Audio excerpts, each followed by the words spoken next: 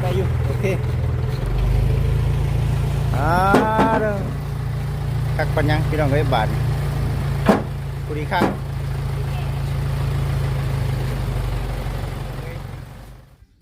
แห่ทรายรอบนี้นะเป็นทั้งแม่เนาะเป็นทั้งผู้รักผู้ใหญ่เพิ่นอยู่ทั้งสหรัฐอเมริกาเป็นคิดเห็นเนาะก็คนอื่นก็ต้องขอขอบคุณหลายๆเด้อผู้รักผู้ใหญ่ที่มองเห็นความสำคัญเนาะของทางบุจิตกับสามีนาที่ว่ามีความคิดความฝันอยากตั้งห้างค้าเนาะบ่ไม่ใช่ยาอยู่ดิยาได้เนาะมันนั่นน่ะเนาะสโลมันบ่ทันเนาะถ้าคนเจ็บอยู่เงินดิ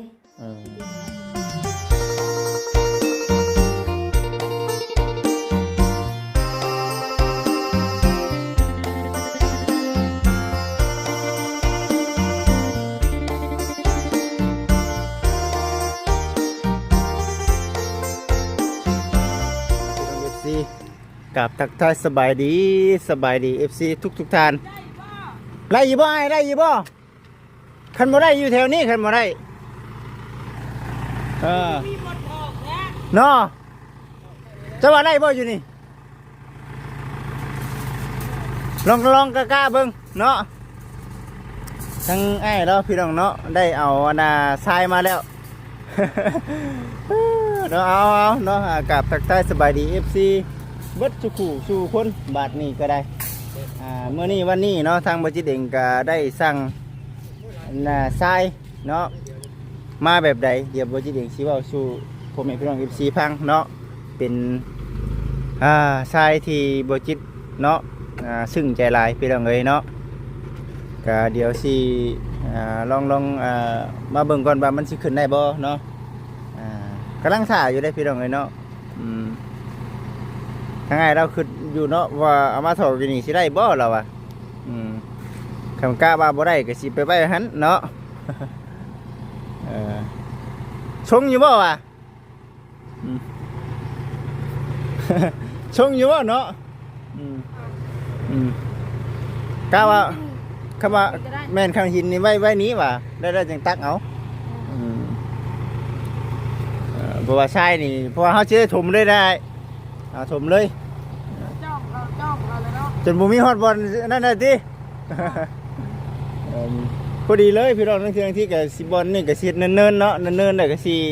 เอารถนั่งเทียงที่ขึ้นจากได้รถเอารถเข่าไปไหนก็ได้นะพี่น้องเลยเทียงที่เคยชิมาไว้ครั้งนี้ก็ได้รถก็ได้เนาะกันไว้เบิดหลายอย่างในแนวได้เบิดชูยางอยู่พี่น้องเลยไม่ยากหรอกติดเผื่อไว้เนาะนี่แหละพี่น้องเลยเอาเนาะกำลังพี่น้องเลยเนาะทั้งมีนาเพิ่นอยู่ในเนาะบุจิตว่าชุเพิ่นพังโดยโอ้ยเพิ่นดีใจพี่น้องเนาะทั้งสามีนาเพิ่นวันนี้ก็ทั้งไงเราเอามาส่งเนาะมีแห่กับทรายเนี่ยแห่ได้บ่ไอ้มื้อนี้ได้เนาะชงอยู่บ่เพิ่นลองคำนวณเบิ่งได้อยู่เนาะตัวนี้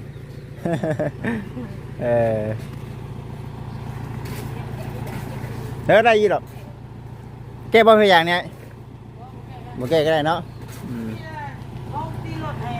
ห้องตีนรถเอายังห้องเอาไว้นี่ก็ได้ไม่ได้ก็ได้โอเคเพราะว่าขึ้นมาเลยว่าอยู่นี่เด้โอ้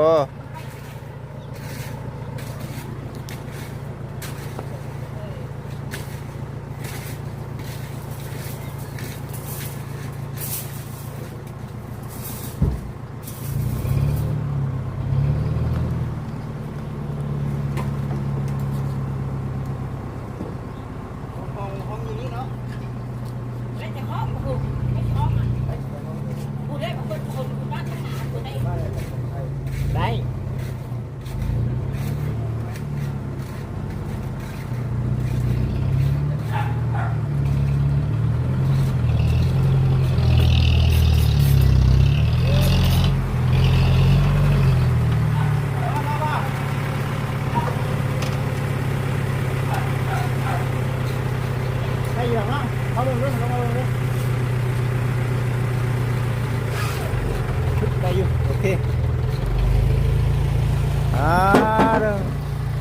คักปัญญังพี่น้องเอ้ยบาทผู้ดีคัก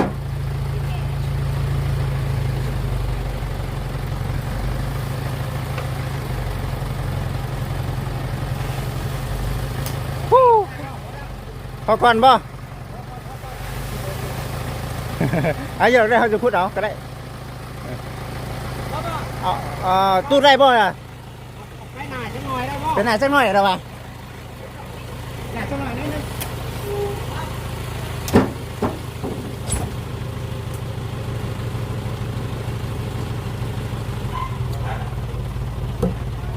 เฮ้ยไอ้ยิงได้ปะยังเล่นมาอยู่จ้ะได้อยู่ได้อยู่ได้อยู่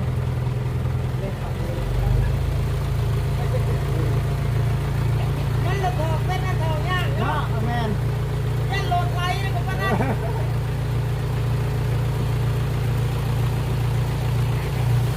ได้อยู่ได้อยู่ใส่ผ้าได้อยู่บัดนี้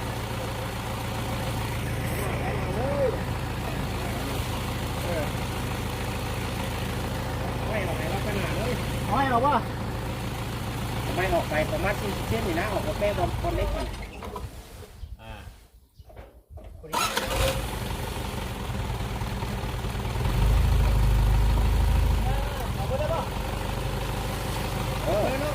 ปเลยแล้วไปเลยหนาไปเลยไปเลยไปเลยไปเลยเรียบร้อย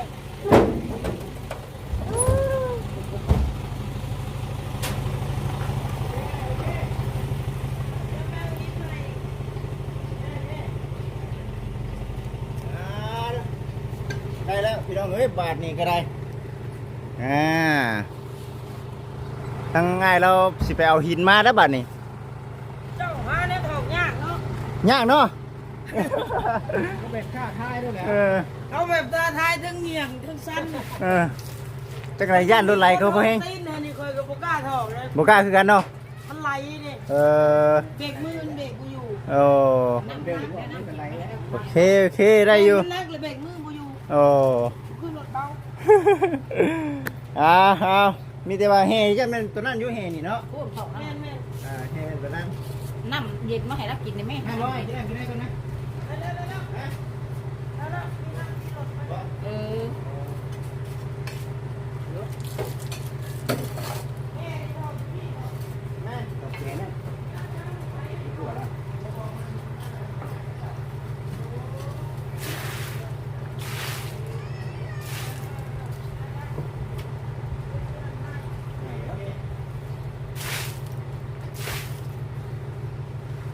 พี่น้องเลยเนาะ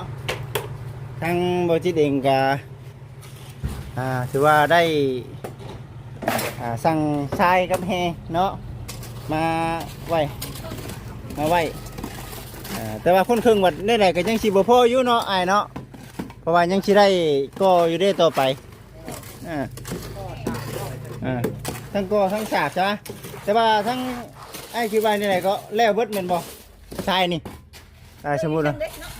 ทั้งโกทั้งฉาบสมมติว่าก็ฉาบที่นั่นแล้วมีไหมเขาจะลงพื้นนี่ได้รถหนึ่งโอ้เนาะแมนพื้นรถหนึ่งบ่ชงดอกเนาะต้องเอาอีกรถนึงต้องเอาอย่างละครึ่งอีกเนาะต้องเอาอย่างละครึ่งอย่างละครึ่งไล่อยู่เพราะว่าฉาบมันไม่ได้เปลืองอะไรหรอกแมนก็บล็อกไปแมนบัดนี้เขามาเทพี่เนาะบัดนี้เนาะมาเทน้ำเนมาหน้าทุ่มแน่บัดนี้เทกับคอฉาบไล่ยืดดาวเลยโอ้เอาพี่น้องเอ้ยบาทนี้ก็ได้เฮ้ยเอาเงินมาให้เพิ่นได้ไหมเด้อให้เงินไหนฮะมีเงินอยู่บ่โอ้จกมาให้ทางไหนปอตัว30,000พุ่นพี่น้องเอ้ยมาจะใช้30,000น่ะมาจะใช้30,000น่ะใครกระป๋องแม่เราบ้าขายกระป๋องเบียร์โอ้ยเนาะสบายดีก่อนไหมสบายดีพี่น้องเอ้ยเนาะขายกระป๋องเบียร์บาไปชั้นเนี่ยขายปองเบียร์ไปชั้นเนาะ ก็คือว่าพี่น้องเอ้ยเนาะทางมีนาเพิ่นยังพักผ่อนอยู่เนาะบ่จิตเองก็บ่ได้ไปงานมื้อนี้ก็ได้พอดี ไปแล้วสิได้ลูกเมียไข่สิได้ ลูกเมียไข่สิให้แม่เบิ่งกับแม่ว่าโอ้ยบ่คือลูกคือผัวได้ว่าซั่นสิคือเนาะก็คือว่าพี่น้องเอ้ยแห่ทรายรอบนี้น่ะเป็นทั้งแม่เนาะเป็นทั้งผู้รักผู้ใหญ่เพิ่นอยู่ทางสหรัฐอเมริกาเป็นสุดเห็นเนาะก็ก่อนอื่นก็ต้องขอขอบคุณหลายๆเด้อผู้รักผู้ใหญ่ที่มองเห็นความสำคัญเนาะของทางบุจิตกับสามีนาที่ว่ามีความคิดความฝันอยากตั้งห้านค้าเนาะคือความสำคัญนี่คือถ้าหากว่าเฮ็ดไปแล้วบุจิตสามารถเอาเครื่องเอาของเอามาขายต่อไปเนาะในอนาคตมันก็คือที่สบายขึ้นนะพี่น้องเอ้ยต่อไปเฮาเอาของมาขายนี่ก็ถือว่าเป็นอีกอาชีพหนึงเนาะที่ว่าบ่ที่จริงก็มีไว้อยู่ในเรือนในชาติเนาะอันนี้ก็ต้องขอขอบคุณทางแม่ทางผู้รักผู้ใหญ่เพิ่นหลายๆเด้อเนาะที่อยากสนับสนุนเนาะซัพพอร์ตในเรื่องของทางแห่งกับทรายอันนี้ก็คือนำอยู่เนาะบ่จิตเองกันได้เนาะทางที่ทางสร้างเพิ่นไว้ขนาด2คนนี่ก็ยังไว้พี่น้องเนาะจ่อได้เพิ่นก็จั่นจ่อเพิ่นก็จะเฮ็ด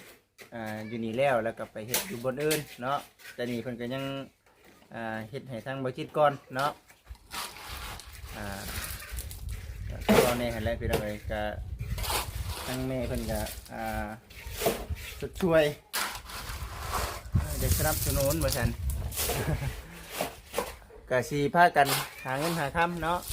อันนี้คืออยู่ในส่วนของทางอาหารประเภทพวกของซ้ำเนาะอาหารแห้งเป็นข้าวต้มขนมเป็นเครื่องอยู่ครัวกินอันนี้ก็จะเป็นในเรื่องบริจิตที่เอาลงมาขายแต่ว่าส่วนในเรื่องประเภทอาหารสดบริจิตเองก็ที่พยายามคือกันแบ่งเวลาญาติเห็ดทั้งนั้นแน่ทั้งนี้แน่พี่น้องเอ้ยอันนี้ก็บริจิตเองได้บอกสู่ทั้งมีนาเพิ่นพังแล้วเนาะมีนาก็โอ้ดีใจพี่น้องเอ้ยเนาะก็ชนสู่พังอยู่ว่าทั้งผู้รักผู้ใหญ่เพิ่นเว้าในใดว่าซั่นเพิ่นเว้าในใดกับเจ้าแต่มีนาเพิ่นก็ได้ชนสู่พังเบิดทั้งแม่เพิ่นว่าในใด ทั้งแม่เพิ่นบอกว่าอยากช่วยเนาะอยากสนับสนุนเป็นแห่ทรายพอแบบว่าสั่งกำลังใจกับลูกกับเต้าอยู่ทางนี้พี่น้องเอ้ยอันนี้ก็ถือว่าซึ่งใจเนาะสำหรับทางผู้รักผู้ใหญ่เพิ่นมาที่นี่กับแมลงนี่บริจิตเองซีไปเอานี่ได้เอารถไถนี่ไปแกเอาไม้เนาะไม้นี่ก็จะเป็นของทางเอ้ยเนาะเป็นที่ซี่อยู่สหรัฐอเมริกาส่วนแม่ที่ว่าแห่กับซ้ายนี่ก็อยู่สหรัฐอเมริกาได้ช่วยบริจิตเองถือว่ามีกำลังใจขึ้นที่บริจิตเองก็ได้เนาะ บัดนี้กับพุ่นละเอาไม้มาเนี่ยก็จะให้ทั้งสร้างเป็นเราไว้แล้วก็ให้เพิ่นขึ้นไว้ส่วนตัวขึ้นกับเรากับมุงหลังคาเนี่ยยังไม่ได้มีค่าสังกะสีครับค่าจ้างดอกแต่ว่าให้เพิ่นขึ้นไว้ก่อนเขามีสังกะสีแล้วเขาจึง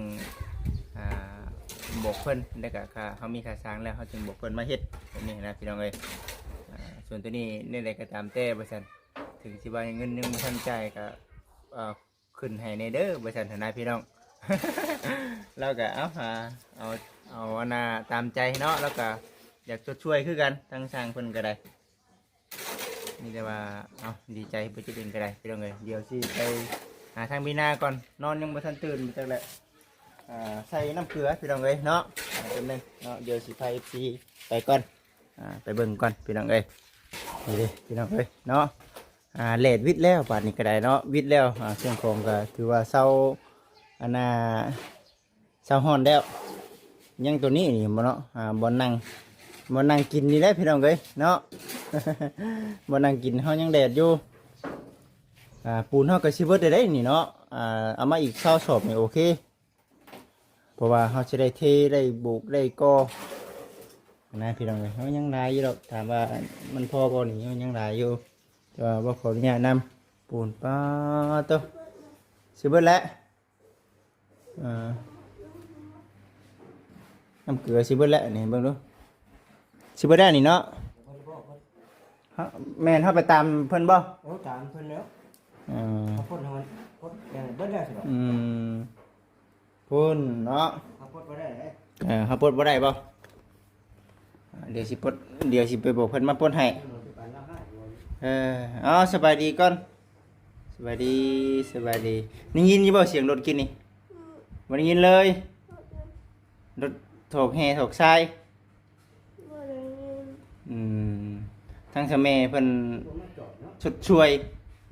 ใช่สิร่มตัวเก่ามาจอด เดี๋ยวสิไปบอกเพิ่นเนาะ มาจอด เดี๋ยวเผื่อมันไหลลงมาได้อยู่แล้วได้อยู่ได้อยู่ทั้งสะแม่เพิ่นน่ะอยากช่วยอยากให้กำลังใจชาวไว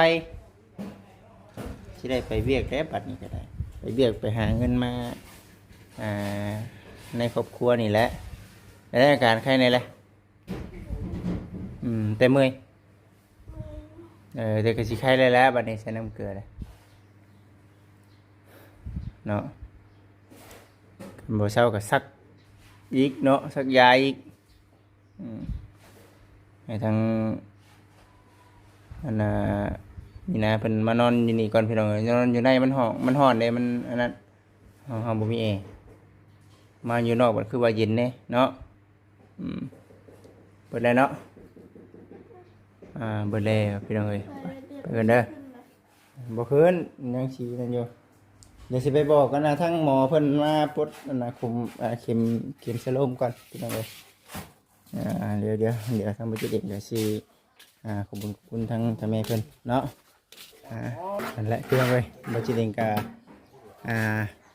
ไปบอกทั้งท่านหมอเพิ่นมาปลดสโลมเนาะตอนนี้ก็กำลังสิมาก็มาอวยหน้าเข้ากับหน้าเวียกหน้างานตอนนี้ทางสร้างเพิ่นก็กำลังสิเทคาน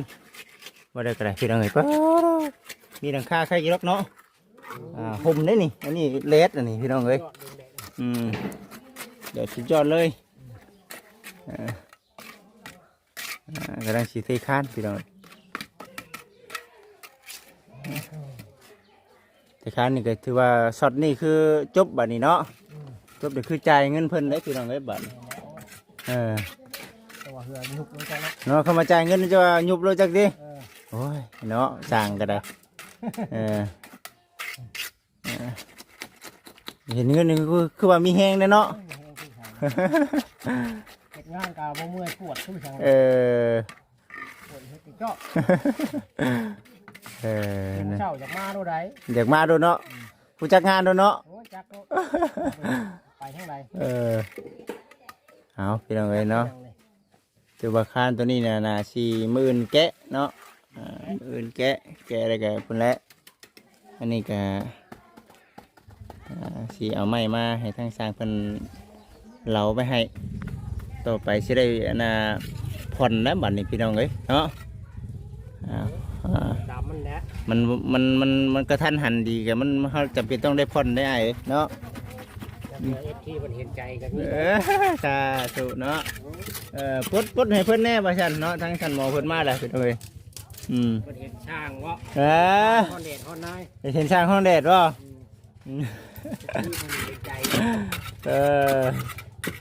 หักย่อมหับว่าทั้งไงเราเห็นงามเลยพี่น้องเอ้ยงามสั่งเงินเลยสั่งเงินโดยเฉพาะเลยสั่งเงินโดยเฉพาะเลยงามเนาะนี่เด้เรียกคลิปดูแลพี่น้องเอ้ยเนาะยังหับว่างามอ๋อเบิ่งก่อนเพื่อปิดไว้แล้ว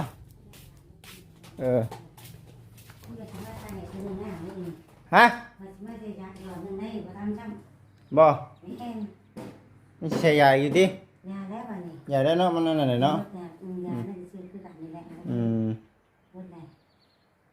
สรุปมันบ่ทันเนาะถ้าคนเจ็บอยู่เงินนี่เจ็บก็มาส่งเงินน่ะนะเองบ่ไปเองเมื่อยไปบ่ได้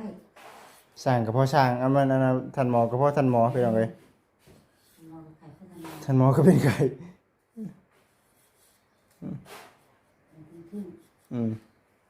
ขึ้นอะไรวะเนี่ย ปิดละอืม เป็นยาตื่นเลย กินยาบ่เจะเอายามาอยู่บ่ แล้วเลย ฮะ ตัวบ่มีมาซะ ยานี่นะ ยากินนั่น มีอยู่ฉายาดีไข่นะ เออ กินยานั่นก็ได้เนาะ กินใช้ยารับค่ะ อืม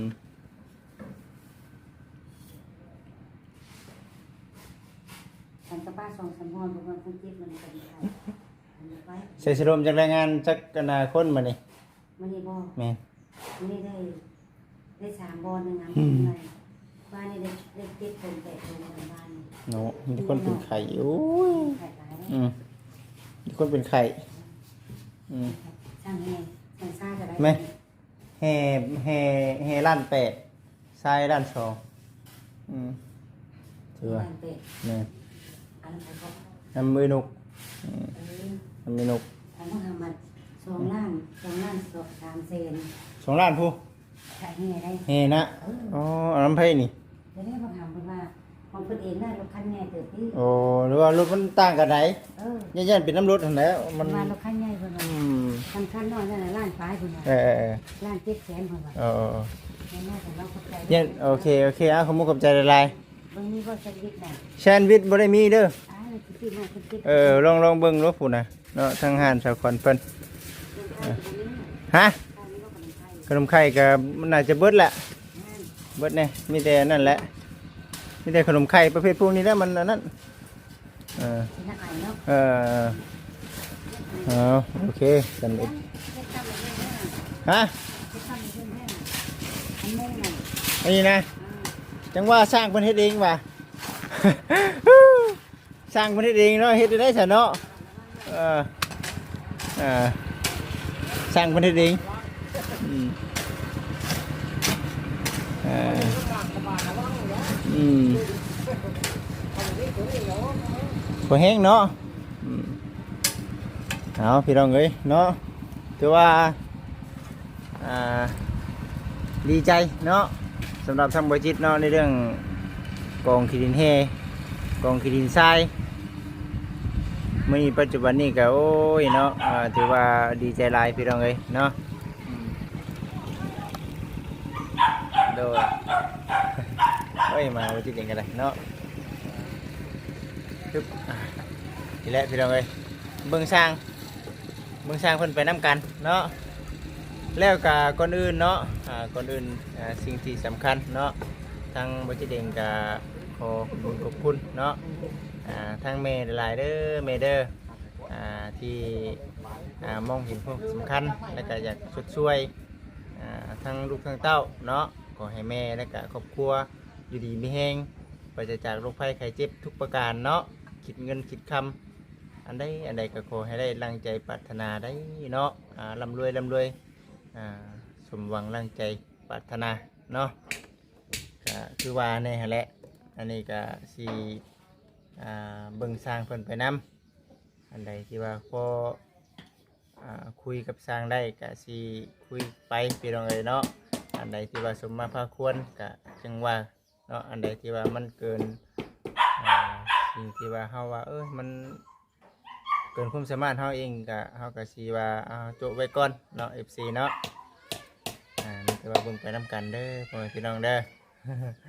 มีแต่ว่าอยู่ดีมีแห้งได้แม่เด้อขอบคุณใจหลายๆทั้งลูกทั้งเต้าดีใจหลายที่ว่าทั้งแม่ช่วยๆมาในครั้งนี้มีแต่สิพากันเฮ็ดพากันหาเนาะเมื่อยจะพากันอดทนสิพากันสู้เนาะคือ FC เห็นคือผู้รักผู้ใหญ่เห็นนั่นแหละเนาะมีหลายอย่างในแนวที่ว่าต้องการอยากให้มันมีอยากให้มันเกิดอยากให้มันได้แต่ว่ากำลังเขามันน้อยแต่จะเอาสมตามกำลังก่อนว่าสันทนาอันนี้กับผู้รักผู้ใหญ่เพิ่นคิดเห็นจึงไล่น้ำแน่ทาง FC หลายๆท่านนั่นคือที่เพิ่นก็คิดอยู่ว่าบ่จิตบ่มีเงินมีคำเป็นหยังคืออยากเฮ็ดเนาะ